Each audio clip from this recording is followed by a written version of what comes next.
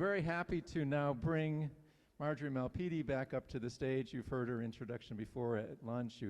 She's a wonderful person doing wonderful things for the Mary Christie Institute and now launching new ventures jointly with the CLTE. So we're very happy to have her back up on stage and introducing our panelists here today and to go from there. Thank you. So today, right now, we are excited for a dream panel, is what I call these ladies. We're about to get visited by Clayton Spencer, who is, I think, standing by. Is Clayton joining? I know she... yeah, Clayton is going to join us by Zoom. I'll keep going. That's great. I think Rick had mentioned she has a very exciting experience going on right now. And I hope that she actually is joining, because I thought she said that the big event was going to be tomorrow. But in any event, putting a panel together to talk about higher education's role in the mental health of recent graduates and young professionals. Hi, Clayton. Hi, can you see me? We sure can. Yep. Okay, can you hear me? Yes, we can hear you, and we love your background. It looks great. Perfect, thank you. I'd like to introduce these three amazing women. I've gotten to know the work of the MCI, and I'm just so thrilled that they're all here. So they have amazing bios, as you can imagine, so I'm going to have to read. So I'd first like to introduce Lynn Pasquerella, who is the president of AAC&U. Lynn was appointed president of AAC&U in 2016 after serving as the 18th president of Mount Holyoke College. She has held positions as provost at the University of Hartford, vice provost for academic affairs, and dean of the graduate school at the University of Rhode Island, where she taught for more than 2 decades. A philosopher whose work has combined teaching and scholarship with local and global engagement, Pasquerella has written extensively on medical ethics, metaphysics, public policy, and the philosophy of law. Her most recent book, which I can't wait to get, is What We Value: Public Health, Social Justice, and Educating for Democracy. We are so excited that you're here. Thank you. Next up, we have Stephanie Marken. Stephanie and I met a couple of years ago through, again, an interview, which was terrific. Stephanie is partner and head of the education division at Gallup. Stephanie previously served as chief methodologist at Gallup. She was the sample and design architect for Gallup's largest education studies, including a number we've heard about today, the Gallup Alumni Survey, formerly the Gallup Purdue Index, and the Strata Gallup Education Consumer Survey. To date, Stephanie has worked with more than 100 colleges and universities, designing complex research projects to address their unique research questions and measure the long and short-term outcome of a college degree. So, very appropriate for this conversation. And then we have Clayton Spencer. Clayton is the president of Bates College and has been since July 2012. She came to Bates from Harvard University, where she spent more than 15 years on the university's senior leadership team. Before joining Bates, Spencer served for 7 years as vice president for policy at Harvard, directing policy initiatives for the university. She previously served as Harvard's associate vice president for higher education policy, as well as acting executive dean of the Radcliffe Institute for Advanced Study. And one thing which I just learned, which is totally cool, as the former chief of Education Counsel to the U.S. Senate Committee on Labor and Human Resources. She worked for the late U.S. Senator Edward M. Kennedy from 1993 to 1997. Amazing women, great backgrounds. We'll get started. Before we get into a panel discussion, I'd like to take folks through the findings of a recent survey. This was a terrific collaboration that Mary Christie Institute had undertaken with the AAC&U. As well as a few other groups. And if you guys would allow me a few minutes to go through the survey results, then we'll have the discussion about what this means. I have a mirror. The mental health and well-being of recent graduates survey, as I described. I'm going to have to get a little closer. So this was a partnership with the Healthy Minds Network. I had cited their data earlier. AAC&U and the National Association of Colleges and Employers. It was an online survey administered by Morning Consult, and we administered this in the November of 2022. We surveyed over 1,000 adults between the ages of 22 and 28 with at least a bachelor's degree. What did we learn? Well, not surprising, as you folks know who deal with student mental health and student affairs, for your college students, with your students itself, as they graduate, their levels of distress follow them into the workplace. We discovered high levels of mental health needs among young professionals. 31% screened positive for depression on the PHQ-4 scale, 43% screened positive for anxiety, 55% of females and 31% of males reported their mental health as fair or poor. Of respondents who rated their mental health as fair or poor, 36% that said they plan to leave their job within a year. 62% have received mental health treatment at some point in their lives. 45% believed that their work environment has taken a negative toll on their mental health in the previous year. These are sobering statistics. Financial stress is seen as a key risk factor for mental health among young professionals. 46% describe their financial situation as always or often stressful. 61% of those with more financial stress rated their own mental health as fair or poor, compared to 31% of those with lower financial stress. Burnout. Burnout is pervasive and predictive of anticipated job tenure. Burnout is described in our survey as a state of prolonged physical and psychological exhaustion, which is perceived as related to a person's work. 53% of those we surveyed reported feeling burnout at least once a week. Among those experiencing burnout at least weekly, 42% said they plan to leave their job in the next 12 months. Black young professionals report lower levels of community at work. This is an important question both for the workplace, employers, and for higher education. Black respondents reported better overall mental health than their white peers, 60% versus 52%. However, they are less likely to feel part of the work community than white respondents, and less likely to say that they have colleagues who would support them if struggling.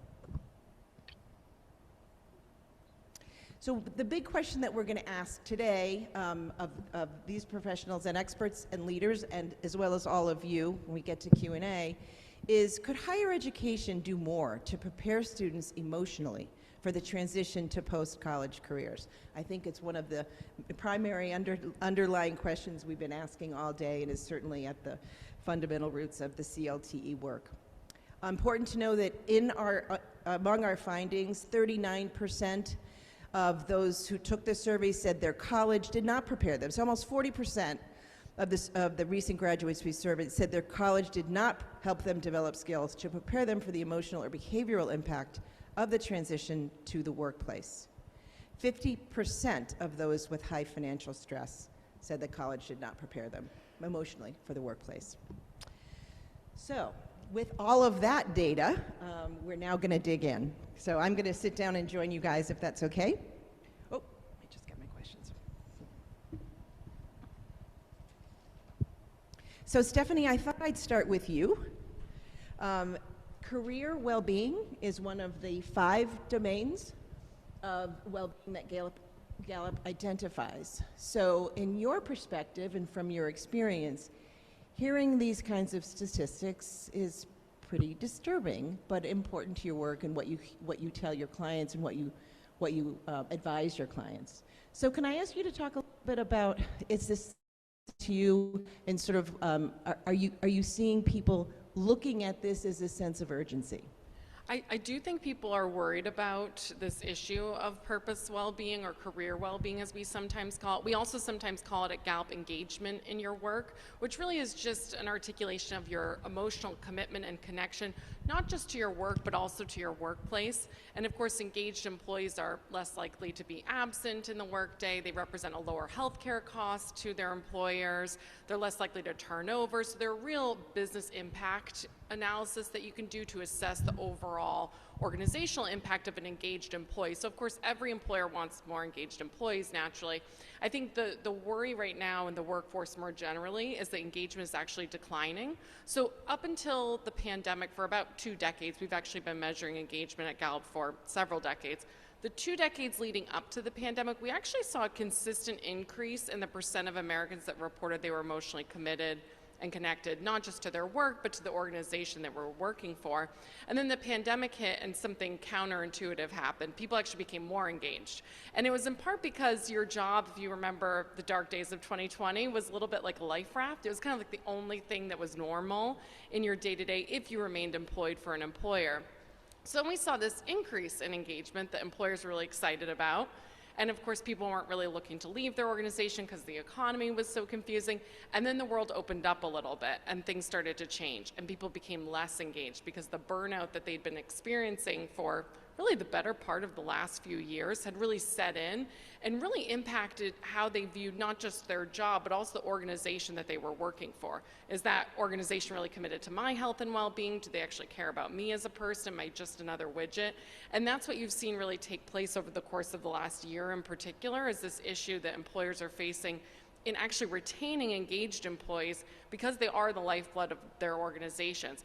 Only about 1/3 of workers in the US actually are engaged right now in their workplace. So basically 1 in 3 people are really emotionally committed and connected.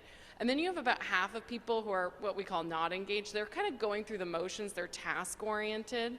So those are those individuals who, if there are 10 things on their to-do list, they'll do 10, but if an 11th gets added at 4:55, they'll leave it to the next morning, right? They're not going above and beyond the call of duty. And then there's this amazing group of 17 or so % on any given survey that are what we call actively toxically disengaged. And we say toxic because they tend to spread. They're not just happy being unhappy, they're only happy if they're making their coworkers unhappy. So we've all met these people before in our day-to-day work. But each of those 3 exist at every organization. The challenge right now that most employers are facing is they have far less of those engaged employees who are the lifeblood of their institution, especially when you consider an institution of higher education. And we have so much more of those other 2 categories that can be this very cancerous impact to their organization.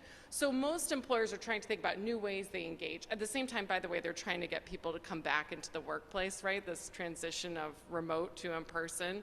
So it's a real challenge, but I think there's so much higher education can do to better prepare a student to actually be engaged in the workplace. You know, we talk to so many institutions of higher education that will say, well, what can I do to influence the likelihood they're engaged upon graduation? But what we know from the data and what John had teed up so nicely in earlier discussion is that if they had an internship, that they were able to apply what they were learning in the classroom and some of these other high impact experiences while enrolled, they are actually far more likely to be engaged and also engageable upon graduation. So there is so much higher education can do to your good question. And I'd love Lynn to follow up on that, but can I ask you a follow-up though, Stephanie? You talk about the lack of engagement among all workers right now, right? So we really can't have this discussion about young workers without the context of what they've gone through in the pandemic. And we looked at that in our survey. I mean, some of these young workers, the Gen Z population, they started their jobs from their bedrooms, you know, because of the pandemic. Has your organization done any research or have any comment on sort of the delineation between general fatigue around engagement and then what might be happening specifically with this Gen Z workforce? Yeah, you know, the younger workforce is not necessarily less engaged, but what they look for to become engaged within their workplace is very different than generations before them. So I'll give you an example. We have a 12-point index that we use to measure engagement within your workplace, and that's what we use to categorize employees. And one of the questions is, at work I have opportunities to learn and grow. And that question is more important to this generation of workers than any generation before them. And some people will say to me, well, isn't that just because they're idealistic and formative years? Of course they want opportunities to learn and grow. That's actually not the case because we have this longitudinal data set from the past 30 years. We actually see people who were in that same developmental stage of their career that didn't have that same emphasis placed on that important item. So as you think about how do you engage younger workers, it looks very different than how you engage generations before them. But the biggest distinction we see is actually by industry and by organization. So what's probably disturbing to some people in this room is when we look at our total database of organizations that we partner with, if you were to think about higher education as one organization in that database, that higher education rounds out the top of the bottom quartile of our database. So faculty and staff, on average, are far less engaged in the greater workplace, and there are a series of reasons for that, which we can dive into in more detail. But I think that's important to keep in mind as you consider what does that mean for the students who are interacting with those faculty and staff. Great, thank you. So Lynn, I'll put you on the spot. One of the big findings is that even 40%, which is not a majority, believe that their college did not prepare them emotionally for the workforce. There may be people that would say, maybe this isn't our responsibility. I'm doubting you're one of those people. So I want to ask you to respond to that. Yeah, I think it's absolutely higher education's responsibility to prepare students for the workforce and for citizenship and life. Rick mentioned at the outset this morning that there's been enormous public misinformation, distrust in higher education. And at AAC&U, we represent about 1,000 colleges and universities across the country and around the world in 27 different countries. And much of our mission to advance the democratic purposes of higher education by promoting equity, innovation, and excellence in liberal education is centered on restoring public trust in the promise of liberal education and our nation's historic mission of educating for democracy. There's concern all along the political spectrum about what's going on at colleges and universities, from those who believe that higher education is too expensive, too difficult to access, and doesn't teach people 21st century skills, to those who believe that our campuses are bastions of liberal progressivism that are brainwashing the next generation of students, snowflakes who will melt at the slightest abrasion of their sensibilities. So we need to convince people that we are indeed teaching people 21st century skills, and that there's a false dichotomy between preparation for work and a liberal education. We haven't done a good job at helping students identify the skills and competencies that are necessary to succeed so that they can make a compelling case connecting curriculum to career. A few years ago, Jeff Salingo wrote a book called There's Life After College, in which he talks about students who are most successful upon graduation in the workplace. And he divides them into sprinters and striders and stragglers. And those who are most successful, the sprinters, are those who can create a narrative that connects what they did in college to their career aspirations.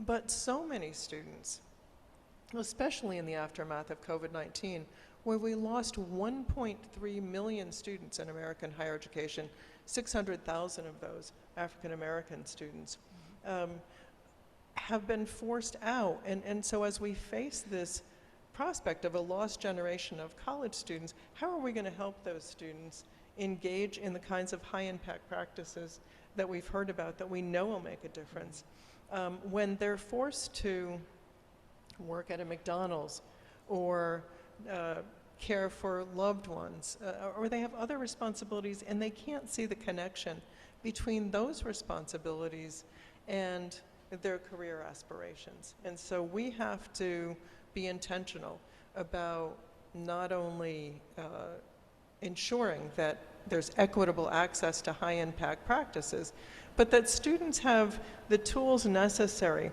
to connect those skills to their career goals, and that those skills are measurable through e-portfolios, and not just grades, but they have artifacts of learning that they can use to tell a compelling story to their employers. This seems like the perfect moment to bring in Clayton. Clayton, we've talked a lot today about, you were off doing important things, so no worries. But we talked a lot today about the kinds of experience, the high impact experiences that Lynn just referred to, and there's a strong equity angle to that. So you took this on and sort of turned the whole thing on its head and improved it with your Purposeful Work, which is just a terrific program at Bates. If you could just give us, for folks who don't know Purposeful Work well, if you could give us an overview of that. And I'd love you to really talk about the equity angle to it, because you looked at this from all angles, and it's a very different kind of internship program. Great, thank you. Well, the first thing to say about Purposeful Work is we don't start with the tactics. So internships, job shadows, listening to speakers talk about their lives, those are the tactics. But we began, I did manage to listen into some of today's proceedings, and I just learned so much, but also found so much that resonated with how we were thinking. I mean, we took a design thinking, at least our little version of a design thinking approach to building Purposeful Work, and kept it in design for 4 years with prototypes and launching models before we took it live and established the Purposeful Work centers. So I was interested in Bill Burnett's discussion this morning. So the essence of the philosophy, I mean, first of all, I should say Bates is a liberal arts college that is focused on traditional, what used to be traditional age students. Of course, they're not a majority in higher education anymore, 18 to 22-year-olds. And to Lynn's point about preparing students for work, life, and citizenship, the whole point of the liberal arts is to ground you in a set of specific skills, knowledge-based sense of mastery, and the self-consciousness that your goal when you graduate is to drive your own bus, be an agent of your own choices, and build your lives a step at a time. So we began working with students in their first year to think about what is going to help them move into life, not just with the emotional preparation for work, but with the skills and the confidence to think that they own the problem of figuring this out. One of the things I've been interested in the answers to some of the questions we've been discussing and some of the findings, is how external the students seem to be talking about it, that my employer does not do enough about my mental health. So we begin with students figuring out who they are, what is their identity, and those identities are multifold, and they can be your social identity, they can be your identity by field and interest, by the sports you do, whatever, but understand who you are,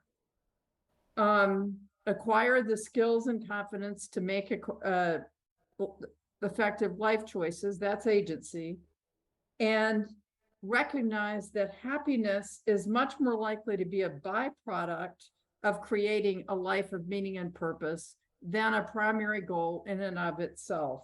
And I thought Robert Waldinger's talk today was magnificent and reinforced that many times. So the other piece of this is, so you start with the person, and I just have a tiny little brief self-referential digression. I have no sense of direction. So I can read a map and I can drive a car. I just can't relate the two activities. And when students talk about wanting their employers to fix their mental health, I'm like, no, you have to put yourself on that map. You have to locate yourself on the map of your own, the own activities, habits, disciplines that you can undertake to begin to have some agency in that. So how do we define purposeful work? I think the term I mean, after today, I think everybody, I don't know how many times purpose and agency have been said, but I think it's quite intuitive by the end of this day. But some people hear purposeful work and they think Mother Teresa. And I am radically agnostic and have insisted that our program be at Bates about what purposeful work is by way of kind of work or content. Purposeful work is not a kind of work, it's a work that aligns with your interests, strengths, and values. And work that is not engaging you, that you're not going to be able to feel part of your organization and sort of pride in what you're doing and where you're going, is misaligned work. So we began by working with students. We literally have decks of cards, what kinds of industry, flip through, put the yeses, the nos, the maybes, with skills they're proud of, all of those things. So it begins from the very beginning, figuring out who they are and then how they're going to relate it to a set of choices. And one thing I was interested in Lynn's comment about the importance of students being able to link what they've learned in college to what they're trying to set up to do afterwards. And one of the things we do in purposeful work, we take a cohort approach to internships.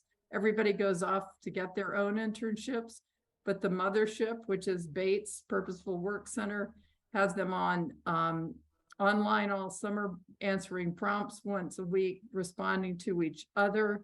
And then they come back to campus and they give presentations on their work.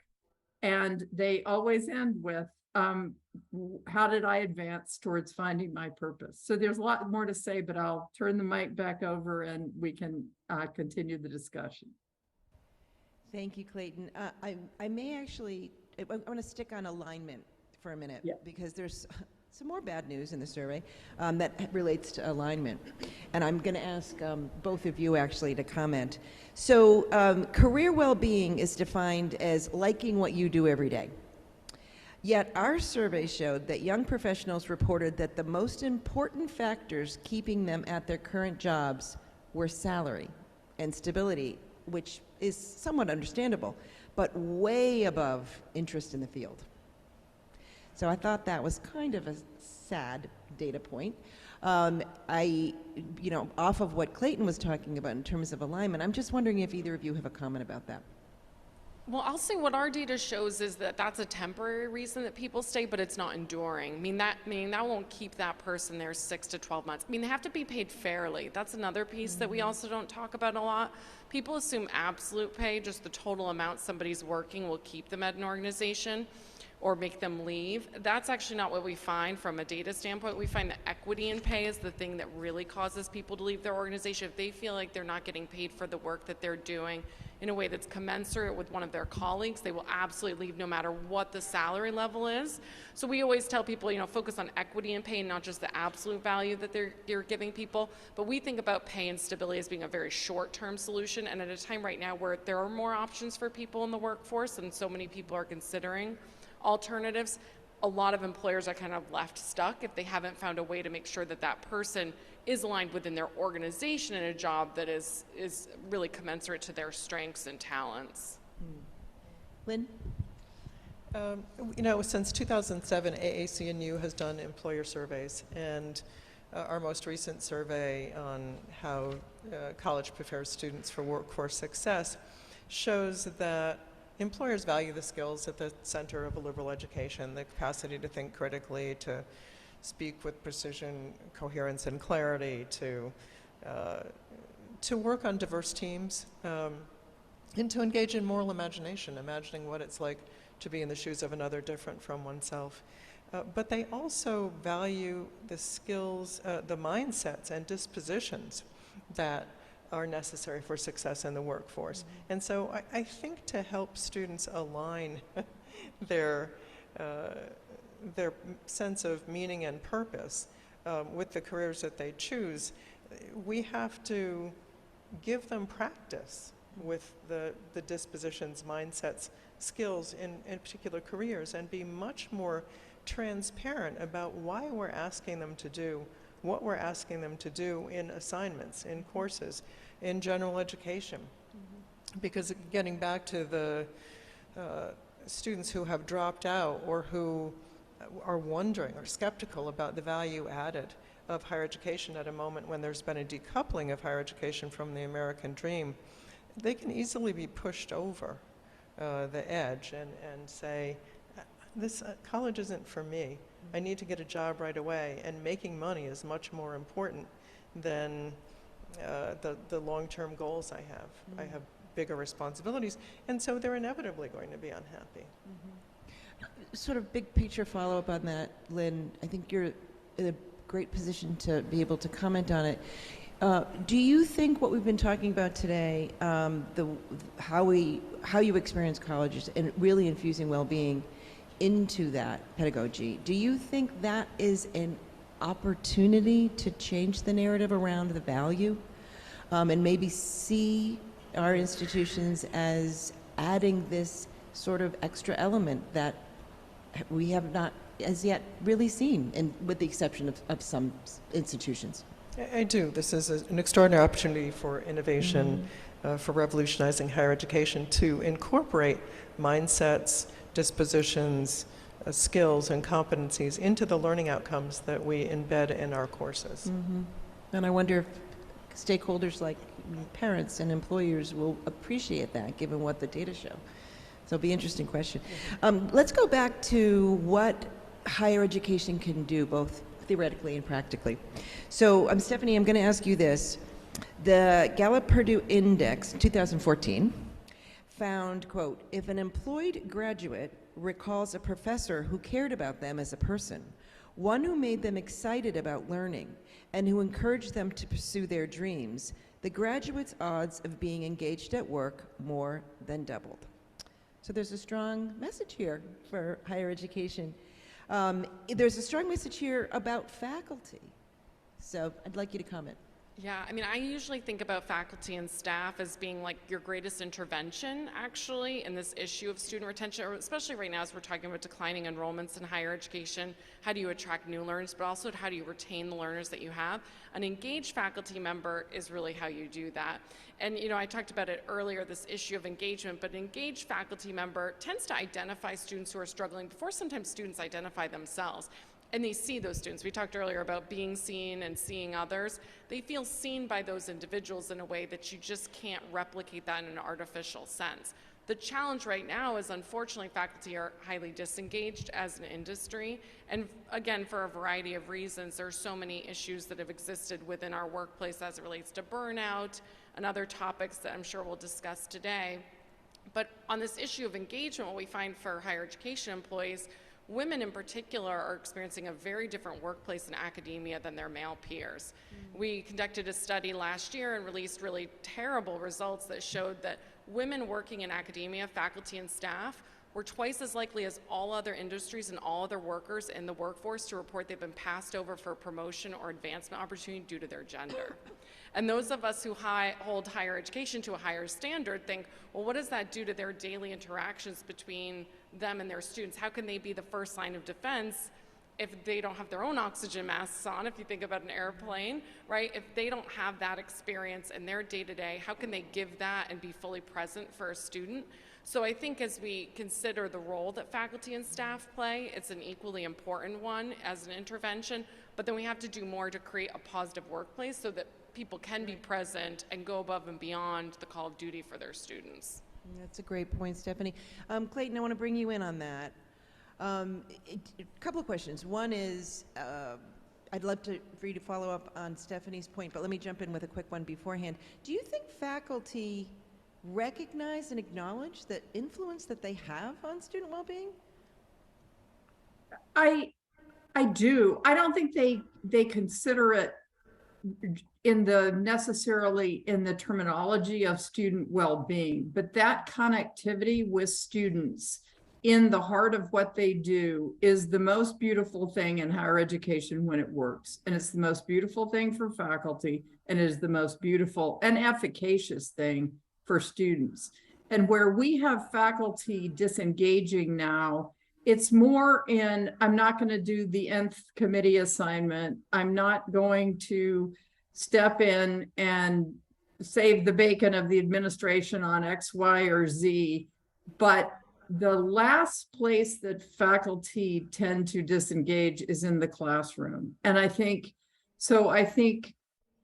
to me, and this comes back to the equity piece too, Marjorie, I think the way I think about faculty in this scenario is we have to make sure our classrooms are set up to be teaching things that all of our students can see themselves in, are interested in, and feel a part of. And that's not the kind of community warmth part of belonging. That's the essence of belonging. We're higher education institutions.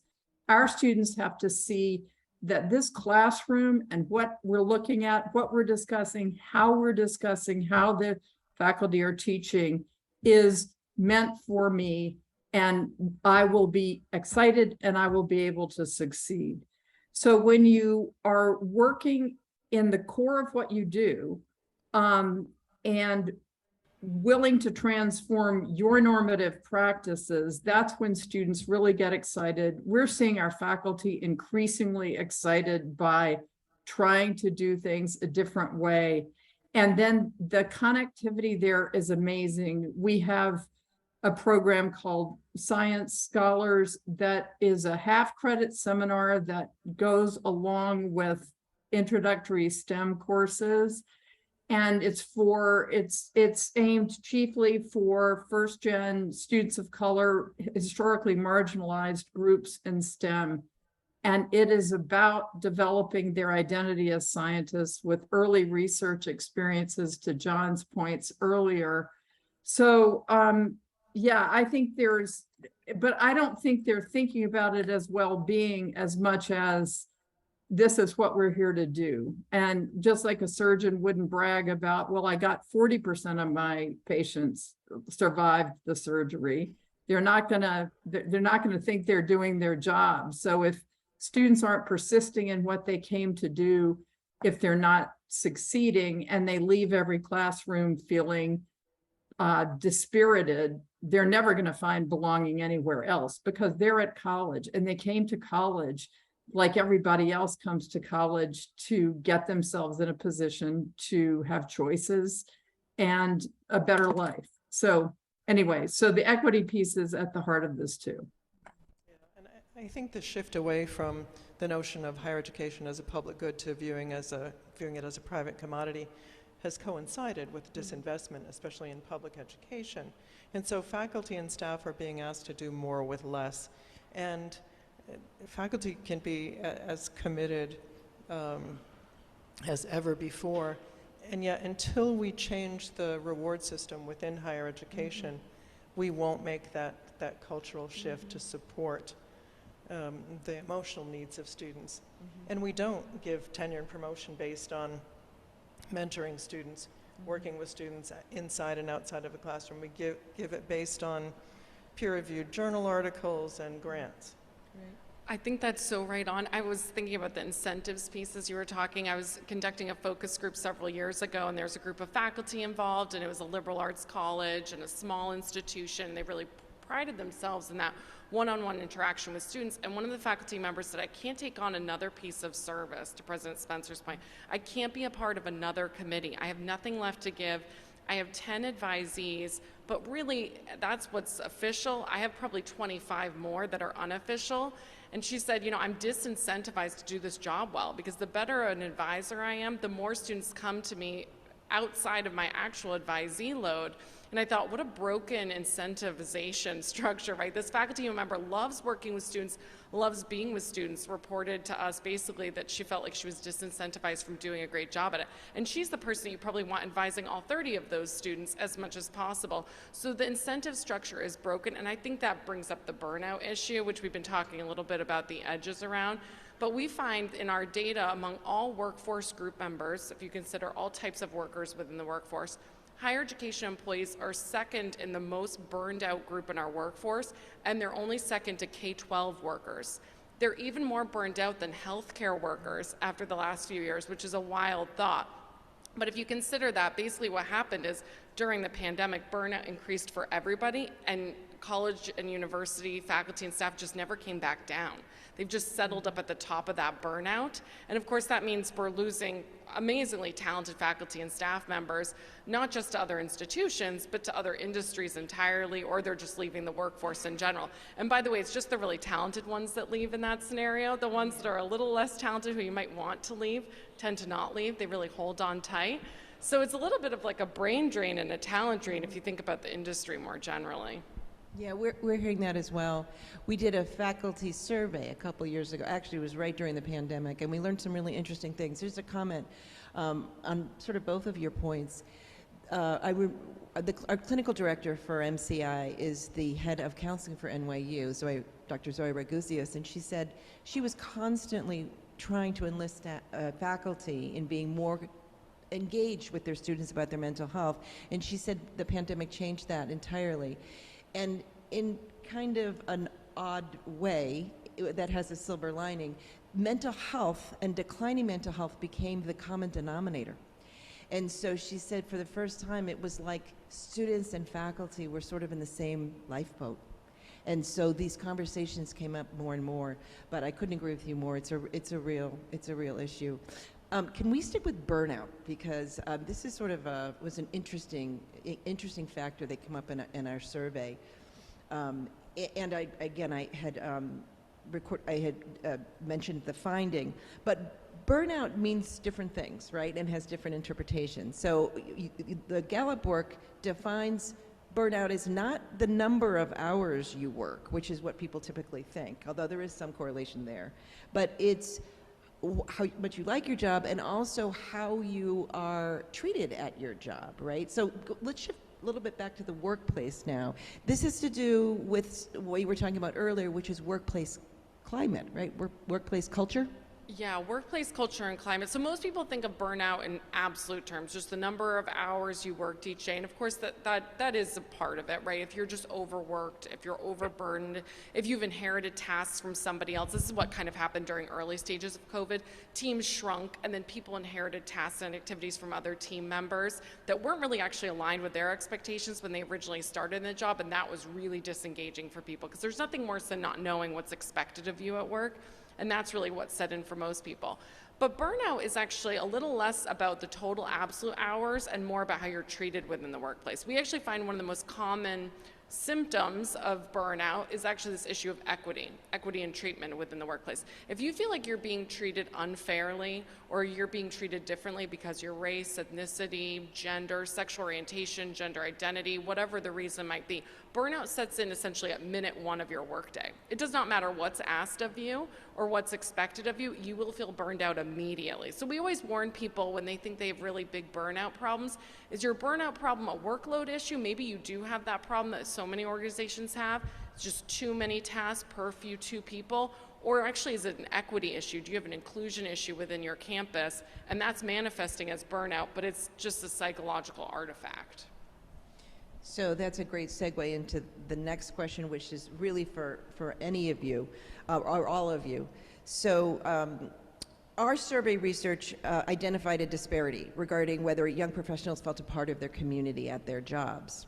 This is what you're talking about here. Black professionals, again, were substantially less likely to see themselves as part of a community. So this in many ways mirrors what we see on college campuses, because we know that students of color report feeling lower levels of what we know is so important, which is belonging.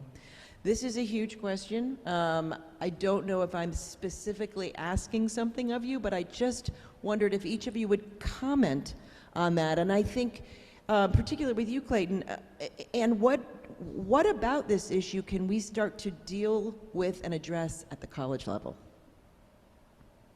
Big one, I know. Do you want me to jump in? You go. So feeling they're part of a community. Okay, whose community is it? What belonging am I asked to be? What am I asked to belong to?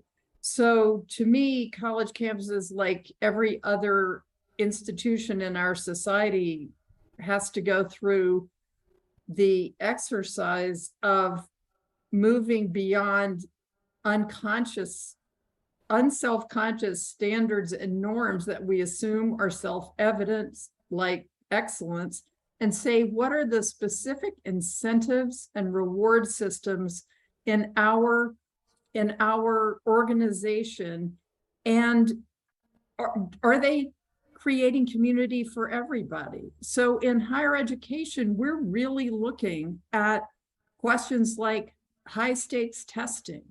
Why, if you go in the working world or writing assignments, if you go to work, it isn't one and done. You give something to your supervisor and they'll say, well, yeah, I think I might have not asked exactly the right question. Can you go back and do it over? If you've spent your life in a situation where the quality of instruction hasn't remotely gotten you prepared for these high stakes tests, that is an enormously cortisol producing environment.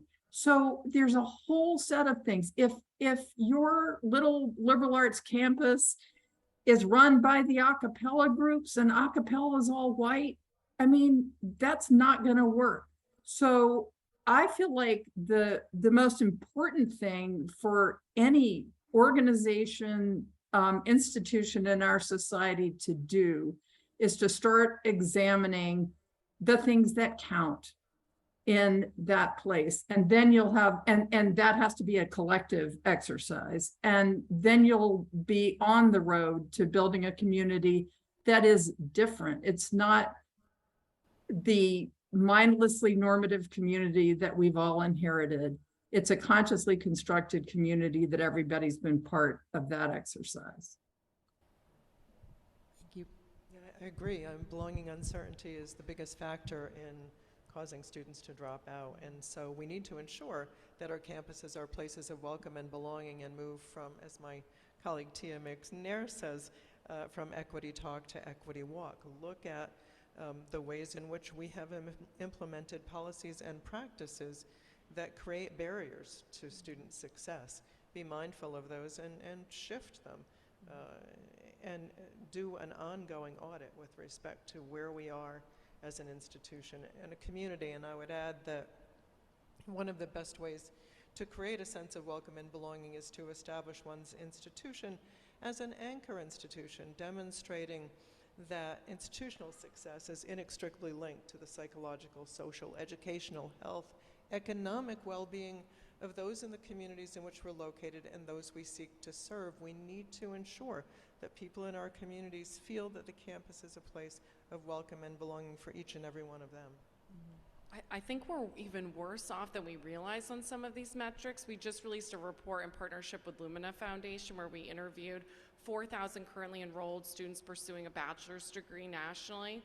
And about a quarter of Black and African American learners reported they had been discriminated against frequently or occasionally within their campus. And that number was even higher among for-profit institutions. There's about a third of students reported that. So, you know, we have to keep orienting towards like welcoming and belonging and higher order elements of inclusion, but some of these institutions also have to address the really low bar that they've established for Black learners.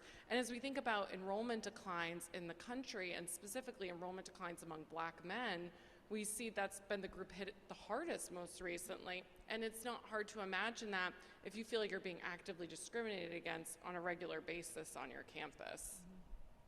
One of the places I think we see this play out is in those sort of high impact transitions, right? So in the internships and mentorship programs, which are different for different subpopulation groups. Clayton, I'm sorry if maybe you mentioned this before, but I just think that that element is an important part of purposeful work. You think about that, don't you, in terms of making sure that there's a real strong equity piece to the work that you do there at Bay? Yeah, I mean, since the founding of Purposeful Work, I've called it the third leg of our equity promise. There's the access, there's supporting for success, and then there's supporting for a bridge to the rest of life. So it's equity is central. And one way to think about it, which is pretty common sense, is if you come from a professional family with high highly educated, privileged, achieving parents, you can probably get an internship. Because one way or another, you can figure out how to do that, and you'll have a lot of informal support to do that. But if you are a first-gen student, a student who doesn't come from a family that has any exposure to the kinds of things you're interested in, you aren't going to have that. So I feel like purposeful work raises all boats, because we made a huge, huge emphasis on designing this program to work from the ground up for the students who needed it most. And guess what? Now, if you come from a family of lawyers, you don't have to just be in a law internship, right? If the college has a not very well-designed or effective way of exposing students to various experiences during their 4 years that can help them identify or weed out things that they're going to pursue or put to the side. If it doesn't have that, then a certain number of their students will get jobs, but will they get the jobs they really want? By designing for the students who don't have any informal structures or very underdeveloped ones, then you've made it possible for the ones who could be a doctor from a doctor family, a lawyer from a lawyer family, say, what I really, really want to do is arts management, and we can help you get that. So equity is a huge piece. And it's reflected also, I will tell you, the world wants diverse, talented students in everything that matters. I mean, if you look at pictures of a class of Rhodes Scholars now, it doesn't look the same as it did in 1975. If you look at the MacArthur geniuses, the world wants these students, and our students coming out of purposeful work, our students of color, first-gen students, are in crazy high demand. Great point. I have a couple of remaining questions for the panel, and then I thought we would open it up to questions. Keith, how are we doing in timing? Okay, great. I know there are quite a few folks in this room that work specifically on career development. And I thought I'd just ask a question, some of the specifics of that to any of the panelists, but I may stick with you, Clayton, given your role on campus right now, and Lynn, maybe thinking back to when you were president at Holyoke. So a JED Foundation white paper from 2021 noted that emotional preparedness for workforce entry is not identified as a priority by college counselors. We do so much work now, obviously, in sort of retooling and being innovative about mental health services, but this seems to sort of still be parallel tracking. So the question is, should there be more of a focus on the transition out of school from the campus mental health professionals, and in turn from the career development professionals? Should we have a greater nexus for those two departments? I see the kind of global support of students, and some of it is very much on the front end, and that would be orientation, advising, purposeful work, those kinds of things. Some of it's on the back end when things aren't working so well, and you have students in real medical distress, and then you're in the counseling center. And all of these, the student needs to be surrounded, and the adults who are working with students need to be talking to each other. So I think, to your point, Marjorie, I think it's very dangerous for these various functions, whether front end or back end functions, to be siloed from each other. And I would say mental health professionals don't necessarily need to know how to do career counseling, but they ought to have the impulse, because we've set up structures that bring these people together. All of ours are all part of the same student affairs staff. They ought to have the impulse to direct a student in distress who's really freaking out because their family expects them to get this kind of job, etc., to the Purposeful Work Center. So I don't think that one's actually a hard one. I think it's a very important one. Yeah. When I was at Mount Holyoke, we established a program called LINK. It was LYNK, as a nod to the founder, Mary Lyon. And it was connecting curriculum to career. And we had a first-year seminar that exposed students to the kinds of activities where they could engage in hands-on work, applying their passions to real-world problems, aligning purpose with career aspirations. We had a sophomore experience, a senior capstone experience that included things like having students literally go up and down in an elevator and make an elevator pitch about why they were the best candidate for any job in the world. Stressful. Yes, it's stressful. But it created a kind of social and cultural capital necessary for students to thrive in the workforce. We also had a program where we brought in embedded practitioners, people in different industries, to co-teach courses in journalism, in law, and in a whole range of fields, so that they could get a sense from their professors who had done something other than teach in the academy, what sorts of pressures were brought to bear on students in that field. And I think we need to do much more of that, partnering with business, industry, K through 12, and a whole range of other social services. That was actually my last question. I think I'll direct it to you, Stephanie, and then if either one of you want to comment. So one of the most important partners to you all in higher ed is corporate America, is the workplace leadership. How do you think we can work better together to solve this problem? I know from your perspective, you sort of span both, so what's your thoughts? Well, I think that employers have a role to play. I mean, a lot of them have, I think, often unrealistic expectations about how ready a new team members should be when they join the organization. So they'll say things like, well, today's workers just aren't ready to be successful. New students who've just graduated, and they come to us, they have no skills and no relevant information. And then you say, do you have an internship program that you offer that helps people develop those relevant skills while they're enrolled? And they're like, well, we had to get rid of it a few years ago, or it's got 3 students in it and they're all employees, students. So that's a problem, right? They have a role to play. They should be giving some of those relevant skills that they expect to receive on that person's first day at work. So I think they have to do a lot to give.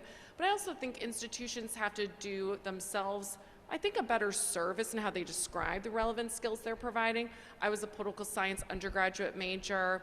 Many people think that that might not have the workforce relevant skills. To the contrary, my institution, my professors taught me how to read a poll, right? How to understand a margin of sampling error, so that when I was reading the news, I understood what to make of that result. So there are ways to bring relevancy into the curriculum, no matter what type of curriculum you're offering, but I don't think institutions do themselves enough of a service in that regard to describe that to employers and to make it clear to the public what they're offering those students. Any thoughts? Well, I just want to add that one of the most important components of the program at Mount Holyoke is that we provided each student with a paid internship in order to ensure equitable access. So we can't have students who are jockeying for internships that aren't paid, because some students won't be able to afford to do that. I guess that's our last formal question. We can open it up now. I got a question. President Spencer, all the stuff you said about purposeful work is about alignment and stuff. We call it coherence in our lab, but it's absolutely true. But Dave and I wrote a second book called Designing a New Work Life, and we updated it after COVID. And we use a lot of Gallup data. Your data is great. You said things were a little better before. In the last 20 years, we've never had our disengaged and highly disengaged workers have been somewhere between 61 and 67%, right? We've never had in America 50% of the workforce engaged. The world of work is broken. I've been talking to hundreds of talent managers and HR people, and this notion that the students should be prepared to do purposeful stuff, why? I mean, yes, we should prepare them, but it's not going to come from their boss. It's not going to come from their job. We've just had 200,000 people laid off in Silicon Valley. So all that teamwork stuff and all those, offsites is bullshit. And all the workers know it. Yes. And if you want the most cynical thing, about 4 weeks ago, Microsoft laid off 100,000 workers, or 10,000 workers, and then the next day announced a $10 billion investment in Chat GPT. $10 billion. So the 10,000 people that we couldn't figure out why we hired them, we let them go, but we have $10 billion to invest in an unknown startup. So I'm telling my students, absolutely purposeful work is what's going to, make you happy, make you live longer, all the things that Robert talked about. You're not going to get it from your employer. They don't know how to do it. Frankly, they don't care. If in 20 years we haven't moved that number to 50%, it's a failure. So I think we should be really clear with our students that you're not, and this whole idea that meaning's going to come from your job is a pretty new thing. So I think we got to be really clear with students that your employers don't know how to do this, they're unprepared to do this, and frankly, they don't care. I think it's a great point. 70% of engagement's actually linked to your manager, and this is always a really disturbing insight to people. All right, so the variance in engagement is actually linked to whom you report to. And to your point, there are so many managers that are actually promoted to becoming a manager because of their individual contributions, but not because they love managing and leading people and creating engagement, to your point. We actually find only 1 in 10 people have the naturally recurring talent to become a manager. And then there are 2 in 10 that you can kind of teach how to do it. They have some proficiency and you can kind of get them there. So you think about that, that means 30% of people should be managers and 70% should never be managers. But in a lot of workplaces, we make it sound like management is the only way you advance and make more money and achieve promotion and opportunity, et cetera. So it causes people to orient towards a job that they really shouldn't probably be doing, in part because they create some of the disengagement that you've described. I think it's a really good point. I had a question. So going back to something Stephanie had said earlier, the idea of, I have 10 things on my list, and when that 11th thing comes, I don't do it. I put it off to the next day. I guess my question would be from a devil's advocate side, but isn't that okay? If the pandemic hasn't taught us anything, it has taught us anything, it's that there's more to life than just work, right? And so unless it's a crisis, which everything's a crisis to somebody, right? But if that 11th thing, if there really isn't a difference between whether I do it and stay until 6 o'clock or it happens first thing the next morning, isn't that okay?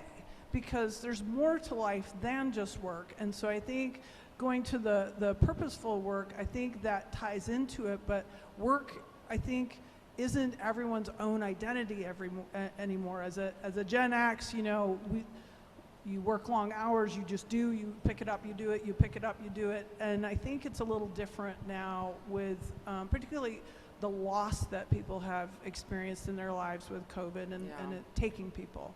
I think it's a really fair criticism. I think when we talk about engagement, we talk a lot about expending discretionary effort. And sometimes that means staying an extra 20 minutes. Sometimes it just means doing something that wasn't necessarily asked of you. So when we think about discretionary effort, the challenge that you want to avoid is the person that always closes their laptop at 4:50. The other problem you have is the person that always expends discretionary effort and then they achieve burnout and then they leave.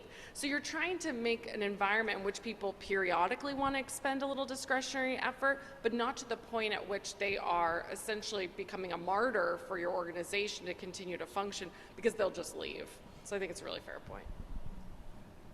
Thank you all for your contributions to the discussion. I think there's a lot more to talk about around this topic, and I hope you will as we move forward with the rest of the day. We have some time at the end of the day, a couple more sessions to go before we get there. Thank you all very much. Thanks to this amazing panel. Right.